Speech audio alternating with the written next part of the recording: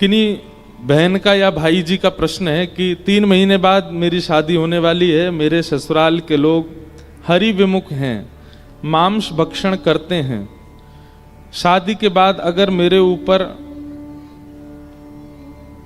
Pressure डालें और ना चाहते हुए भी मुझे करना पड़े, इस स्थिति में क्या करना चाहिए, मार्गदर्शन करें। सबसे पहली बात, आपने ऐसे किसी को स्वीकार ही क्यों कर रखा है जो मांसभक्षी हैं?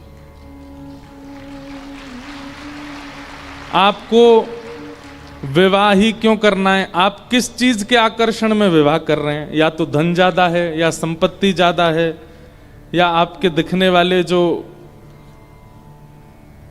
होने वाले जो पतिदेव हैं वो आपके प्रेमी हैं? आप किस प्रेशर में जा रहे हैं?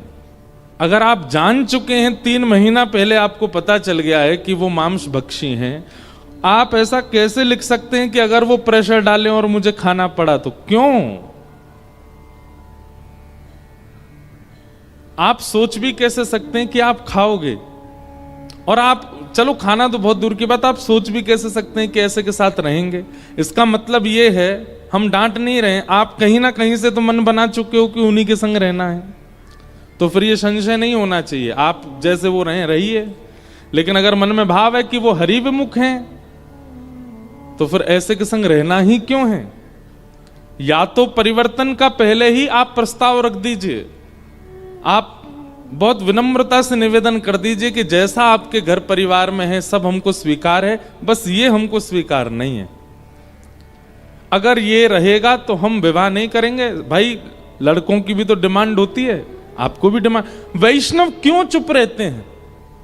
कृष्ण भक्त क्यों चुप रहते हैं? अपनी डिमांड भी रखिए ना कि हमको मांस नहीं चाहिए, किसी हमको कब्रिस्तान थोड़ी जाना है विवाह करके, हमको घर में जाना है। कब्रिस्तान कहां है? जहां मुर्दे रखे जाते हैं,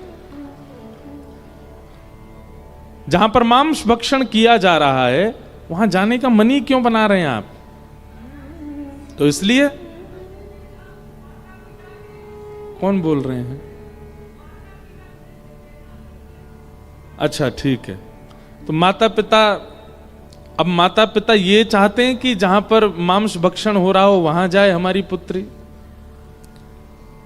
ऐसी स्थिति में हम तो यही कहेंगे कि जैसे संसार में आजकल लड़का लड़की नए नए होते हैं ना, वो अपने प्रेमी से विवाह करने के लिए जिद पे अड़ जाते हैं, लड़ जाते हैं, महाराज खाना पीना छोड़ देते हैं, रात भर सोते नहीं हैं, बुरी अपनी हालत कर लेते हैं। ऐसी वैष्णव को भी कर लेनी चाहिए कि मांसाहारी घर में तो नहीं जाएंगे, चाहे हम भोजन छोड़ देंगे। जैसे आशिक व्यक्ति पड़ा रहता है, रात भर रोता रहता है, फिर माता पिता बेचारे दया करते हैं, अरे भैया ये बहुत रो रहा है, चलो इसका एक काम करो, जहां इसका मन है वहां ब्याह कराओ।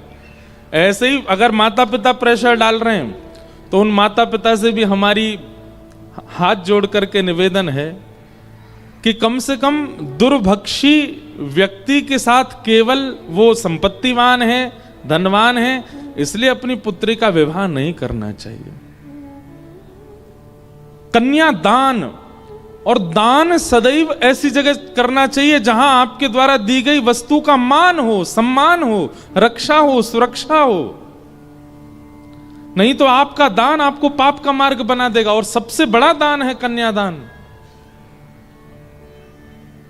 हम एक बात निवेदन करें, बहू चाहे आप सामान्य ले आइएगा, पर दामाद तो बहुत सोच समझ करके विशेष ही खोज करके लाइएगा। पुत्री को एक विशेष घर में भेजना है, ये हर माता पिता का कर्तव्य होना चाहिए। तो हमने बातें दोनों पक्ष की कह दी हैं। हमारे हिसाब से तो अगर आपको इतनी दिक्कत है तो नहीं जाना चाहिए।